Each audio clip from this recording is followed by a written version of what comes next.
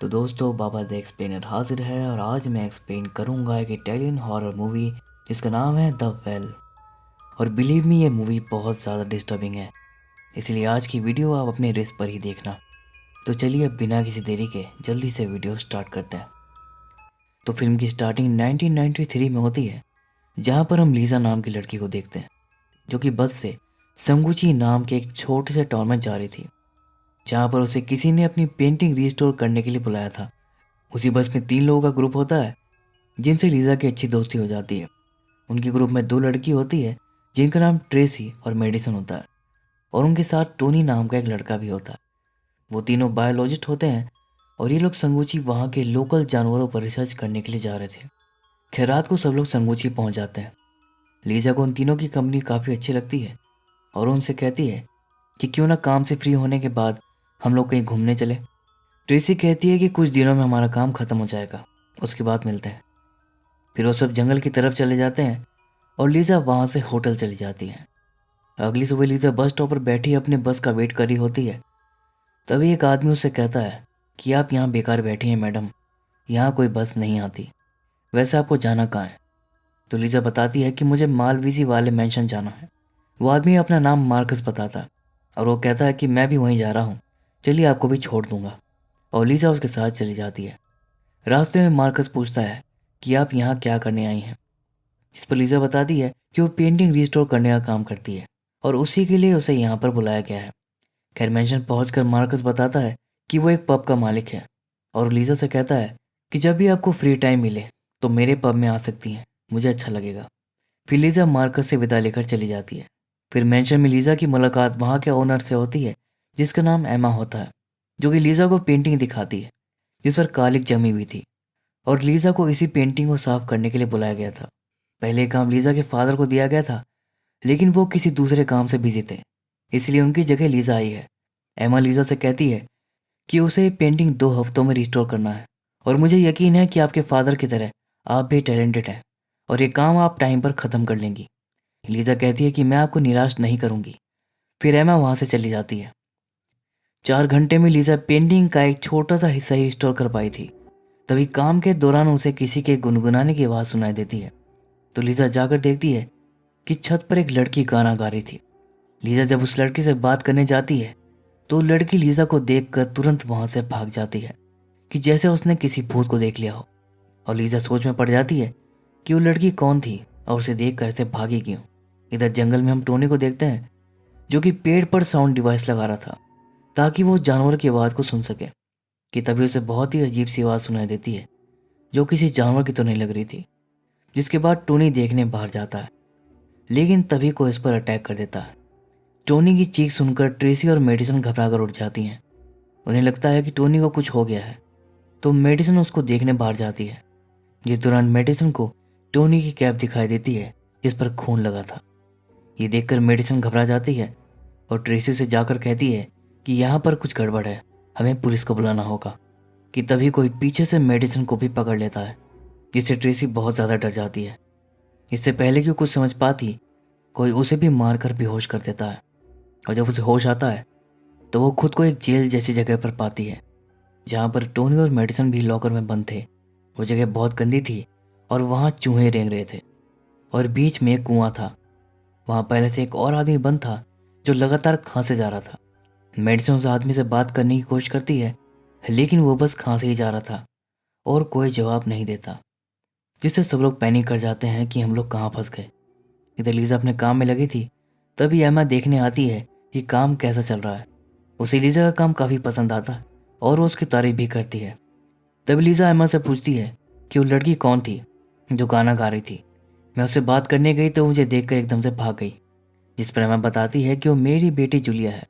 वो ऐसी ही है, नए लोगों से घुलने मिलने में उसे टाइम लगता है। और फिर वो लीजा को डिनर के लिए इनवाइट करके चली जाती है। डिनर के वक्त एमा पूछती है कि रिस्टोरेशन का काम तुम कब से कर रही हो। तो लीजा बताती है कि वो बचपन से ये काम कर रही है, उसने अपने डैड को देखकर ये सब सीखा। फिर वो जूलिया से पूछती है कि तुम कौन सी क्लास में पढ़ती हो, जिस पर जूलिया कुछ जवाब नहीं देती और गुस्सा होकर वहाँ से चली जाती है। लीजा कहती है क्या मैंने कुछ गलत पूछ लिया। तो एमा बताती है कि असल में लीजा को पर्सनैलिटी डिसऑर्डर है। वो 13 साल की है लेकिन खुद को बड़ा समझती है, दूसरे बच्चों से उसकी नहीं बनती, जिस कारण हमने उसे स्कूल भेजना बंद कर दिया। इधर दूसरी तरफ उन लोगों के सामने एक लंबा चौड़ा आदमी आता है जो मेंटली डिसेबल लग रहा था। वो अजीब सी आवाज़ें निकाल रहा था और ज़ॉम्बी की तरह चल रहा था। टोनी उसे चिल्लाकर कहता है कि तुम कौन हो और हमें यहाँ बंद क्यों कर रखा है, लेकिन वो आदमी कोई जवाब नहीं देता। फिर वो कुएं के पास जाता है और रस्सी से बंधा एक बर्तन डालकर कुएं से कुछ बाहर निकालता है, लेकिन हम व्यूअर्स नहीं देख पाते कि उस बर्तन में क्या था। इधर टोनी उस आदमी पर चिल्लाने लगता है और गाली देने लगता है और उसे गेट खोलने के लिए कहता है, जिससे गुस्सा होकर वो आदमी टोनी की तरफ बढ़ता है और सेल खोलकर टोनी को मारने आता है। टोनी उसे लड़ने की कोशिश करता है, लेकिन वो बहुत ताकतवर था और टोनी को बुरी तरह से पीटता है। फिर वो बुचर नाइफ से टोनी की पीठ चीर देता है और उसे उठाकर कुएं के अंदर फेंक देता है, जहाँ पर कोई टोनी पर अटैक कर देता है और हम उसकी बस चीखें सुन पाते हैं। इधर पेंटिंग को रिस्टोर करते वक्त लीजा को एक भयानक मॉन्स्टर की शक्ल दिखाई देती है। जब वो पेपर कटर से उसका चेहरा साफ करने लगती है तो अचानक से कटर से उसका हाथ कट जाता है। खैर बैंडेड वगैरह लगाकर वो फिर से काम में लग जाती है कि तभी अचानक से लाइट चली जाती है और तभी रूम में उसके पापा आते हैं। वो लीजा से कहते हैं कि मैंने तुम पर भरोसा करके गलती की, और फिर एक कस्तूरे से खुद का ही गला काट लेते हैं। ये देखकर लीजा बहुत डर जाती है, लेकिन दूसरी पर उसके डैड वहाँ से गायब हो जाते हैं, जैसे कि लीजा ने ये सब हेलुसिनेट किया था। इधर लॉकर में वो पहले वाला आदमी उन्हें बताता है कि उसे बाहर जाने का रास्ता पता है। वो उनसे कहता है कि अगर वो यहाँ से निकल गया तो मदद लेकर आ सकता है, लेकिन उस रास्ते को खोल नहीं पा रहा है। जिस पर मेडिसिन उसे अपना पेपर कटर उसकी तरफ फेंकती है, लेकिन वो उसकी पहुंच से दूर था। फिर वो अपने जूते से किसी तरह से कटर को अपनी तरफ खींच लेता है और लड़कियों को उस आदमी के रूप में एक उम्मीद दिखाई देती है कि अब वो लोग बच जाएंगे। इधर लीजा चैन से सो रही होती है कि तभी अचानक से एक बार्ड लेडी उसका गला दबाने लगती है। वो लेडी बिल्कुल न्यूड थी और बहुत ही क्रीपी लग रही थी। लीजा खुद को छुड़ाने की बहुत कोशिश करती है, लेकिन वो लेडी उससे ताकतवर थी। तभी अगले ही पे लीजा की आंख खुल जाती है और उसे रियलाइज़ होता है कि ये सब बस उसका एक नाइटमेयर था। लेकिन तभी वो पेंटिंग को देखती है जिसमें कि वही बार्ड लेडी दिखाई दे रही थी। उसे देखकर लीजा के कानों में किसी लड़की की दर्द भरी चीखें सुनाई दे रही थी कि तभी जूलिया वहाँ पर आती है। वो लीजा को बताती है कि बार्ड लेडी एक विच है और उसका नाम डोरका है और वो सालों से इसी मेंशन में रह रही है। वो कहती है कि एक शापित पेंटिंग है और अगर लीजा ने उस पेंटिंग को रिस्टोर किया तो वो भी शापित हो जाएगी और उसे काम छोड़कर वहाँ से जाने के लिए कहती है। लेकिन लीजा को कुछ भी समझ नहीं आता कि ये लड़की क्या बोल गई। फिर वो मार्कर से मिलने उसके पब जाती है और उसे अपनी प्रॉब्लम शेयर करती है कि वो पेंटिंग बहुत अजीब और डरावनी सी है। मैं जब से यहाँ आई हूँ मुझे डरावने सपने आ रहे हैं और वो बिल्कुल रियल लगता है। जिस पर मार्कस कहता है कि ये सब काम की स्ट्रेस की वजह से हो रहा है। काम खत्म करने के लिए तुम्हारे पास कम टाइम है, लेकिन मुझे पता है कि तुम ये कर लोगी और तुम्हारे डैड को भी तुम पर नाज होगा, और उसे काम के लिए मोटिवेट करता है। इधर वो मोटा सांड फिर से आता है और कुएं के पास जाकर उसमें रस्सी से बंधा बर्तन नीचे कर देता है। तभी कुएं के अंदर जो भी कोई रहता था वो अपना हाथ काट कर उस बर्तन में अपना खून डाल देता है, जिसके बाद वो मोटा सांड उस बर्तन को ऊपर खींच लेता है और बर्तन को नीचे रख देता है और फिर वो उस आदमी को कुएं में डालने के लिए आता है। तभी मेडिसिन कहती है कि अगर ये मर गया तो हम बाहर कैसे निकलेंगे, और वो गाली देकर उसका ध्यान बटाती है, जिससे मोटा सांड उस आदमी को छोड़कर मेडिसिन को पकड़ लेता है और गेट खोलकर उसे घसीट कर बाहर लाता है। फिर वो बुचर नाइफ से उसका एक हाथ काट देता है, लेकिन वो यहाँ पर भी नहीं रुकता और मेडिसिन को और टॉर्चर करने के लिए हथियार चुनने लगता है। हम देखते हैं कि उसके पास कई सारे वेपन्स रखे थे, जिनमें से वो सबसे खतरनाक वेपन चुनता है, जिससे मेडिसिन की पीठ से खाल और मांस उधेड़ने लगता है, यहाँ तक कि उसके चेहरे को भी छील देता है, जिससे उसकी एक आंख भी बाहर आ जाती है। और इतना टॉर्चर करने के बाद वो मेडिसिन को उठाकर कुएं के अंदर फेंक देता है, जहाँ पर कुएं के अंदर हम एक भयानक क्रीचर को देख पाते हैं, जो मेडिसिन का पेट फाड़कर उसकी अतड़ियाँ निकाल कर खाने लगता है और बहुत ही दर्दनाक रूप में मेडिसिन की मौत हो जाती है। इधर जूलिया कपल को देखकर जलस फील कर रही थी और रो रही थी। तभी लीसा उससे मिलने आती है। वो जूलिया से पूछती है कि तुम्हें क्या परेशानी है, मुझे बताओ। इस पर जूलिया कहती है कि ये सब मेरी मॉम की गलती है, वो सिर्फ अपने बारे में सोचती है, मैं हमेशा अकेली ही रहूँगी और मुझे कभी कोई साथी नहीं मिलेगा। कि तभी उसकी मॉम वहाँ पर आती है तो अपनी मॉम पर ही गुस्सा करने लगती है कि चली जाओ यहाँ से, मुझे आप बिल्कुल भी पसंद नहीं हो। जिस पर एमा लीजा को अपने साथ बाहर ले जाती है और उसे बताती है कि असल में जूलिया को बॉयफ्रेंड बनाना है वो भी अपनी उम्र से बड़ा। अब इस चीज़ के लिए मैं कैसे राज़ी हो सकती हूँ, इसलिए मुझसे गुस्सा रहती है। फिर रात को काम करके जब लीजा सोने जाती है तो रूम में एक लड़की रोती हुई अपने साथ एक व्हील चेयर लेकर आती है। तभी लीजा देखती है कि व्हील चेयर पर घायल हालत में टोनी बैठा था, जिसकी बॉडी के कई हिस्सों से मांस नोचा हुआ था और हड्डी दिख रही थी, और ट्रेसी रो रो कर मदद मांग रही थी। लेकिन यह सब भी लीजा का एक नाइटमेयर ही होता है। डरी हुई लीजा फिर से मार्कस के पास जाती है। वो कहती है कि अब मैं यहाँ नहीं रुकना चाहती, मुझे घर जाना है। यहाँ पर कुछ तो अजीब है, मुझे यहाँ बहुत डर लगता है। लेकिन मार्कस कहता है कि ऐसा कुछ नहीं है और वो सब बस बुरे सपने हैं। मैं तो बहुत पहले से यहाँ पर रह रहा हूँ और यहाँ सब ठीक है। फिर लीजा पूछती है कि क्या कोई 3 टूरिस्ट लोग पब में आए थे, तो वो बताता है कि नहीं, तुम्हारे अलावा मैंने और किसी टूरिस्ट को यहाँ नहीं देखा। लीजा बताती है कि हम लोग साथ में यहाँ पर आए थे। उन्होंने कहा था कि काम ख़त्म करके वो मुझसे मिलने आएंगे। हम लोग साथ में कहीं घूमने जाने वाले थे। मार्कस कहता है कि क्या पता वो लोग काम करके वापस चले गए हों। वो लीजा से कहता है कि ये काम कर सकता है, तुम जल्दी से अपना काम वाम निपटाओ और फिर हम दोनों कहीं घूमने चलते हैं। लीजा को भी लगता है कि शायद ये काम के स्ट्रेस की वजह से हो रहा है, इसलिए सोने से पहले वो स्ट्रेस की गोली लेती है कि तभी टब के पास से किसी लड़की की रोने की आवाज़ आती है। लीजा पर्दा हटाकर देखती है तो जख्मी हालत में उसे मेडिसिन दिखाई देती है। उसका एक हाथ कटा हुआ था और एक आंख भी नहीं थी और वो दर्द में रो रही थी। और लीजा डरकर वहाँ से भागने लगती है कि तभी एमा वहाँ पर आती है। वो देखती है कि टब का नल चल रहा था और पानी बह रहा था। वो लीजा से पूछती है कि ये सब क्या चल रहा है, पर फिर वो लीजा की दवाइयाँ देखकर कहती है कि तुम ड्रग्स लेती हो। लीजा उससे कहती है कि उसे ब्रेक चाहिए, अभी वो काम करने की हालत में नहीं है। लेकिन एमा मना कर देती है और उसे याद दिलाती है कि तुम्हारे डैड ने कॉन्ट्रैक्ट साइन किया था, अगर काम टाइम पे ख़त्म नहीं किया तो तुम्हारे स्टूडियो पर पेनल्टी लगा दूंगी। इधर वो आदमी फाइनली बाहर निकलने का रास्ता खोल लेता है, लेकिन जैसे ही वो बाहर जाता है वो क्रीचर उसे पकड़ लेता है और उसका पूरा चेहरा ही नोच कर उतार लेता है और फिर उसे भी नोच नोच कर खाने लगता है। और ट्रेसी को उसकी दर्द भरी चीखें सुनाई देती हैं। इधर एमा को हम एक ड्रिंक पीते हुए देखते हैं जो कि ब्लड जैसा लग रहा था, और उसके पीछे हम डोरकाविच को भी देख पाते हैं। और अब जाकर इस मेंशन के भयानक राज से पर्दा उठने वाला है। इधर पेंटिंग को साफ करते वक्त लीजा को एक भयानक तस्वीर दिखाई देती है जिसमें किसी लड़की को सेक्रीफाइस किया जा रहा था कि तभी घबराई हुई जूला वहां पर आती है और उसे पेंटिंग का काम करने से मना करती है और फिर उसे पूरी बात बताती है कि इस पेंटिंग को 1493 में बनाया गया था, जिसमें कि उस वक्त की सबसे भयानक घटना को चित्रित किया गया है। इन लोगों ने बिली नाम की एक लड़की की बलि दी थी गुरोन नाम के एक दानव को बुलाने के लिए, ताकि वो उसे अपने वश में कर सके। हम देख पाते हैं कि डोरका और एमा दोनों ही विच हैं जो कुछ पढ़ रही होती है और गुरोन उनके सामने सरेंडर कर देता है। जूलिया बताती है कि मेरी माँ ने इस कर्ज को जिंदा किया था ताकि गुरोन का खून पीकर वो हमेशा जवान और सुंदर बनी रहे, और मुझे भी एक कर्ज दे दिया। उस वक्त मैं 13 साल की थी और तब से मेरी उम्र रुक गई, लेकिन इस कर्ज का असर आज ख़त्म होने वाला है। उस रात रेड मून की रात थी और आज भी रेड मून की रात है। अगर आधी रात से पहले चांद की रोशनी पूरी तरह रिस्टोर्ड पेंटिंग पर पड़ गई तो शार्प फिर से जिंदा हो जाएगा अगले 500 सालों के लिए, इसलिए पेंटिंग का काम बंद कर दो।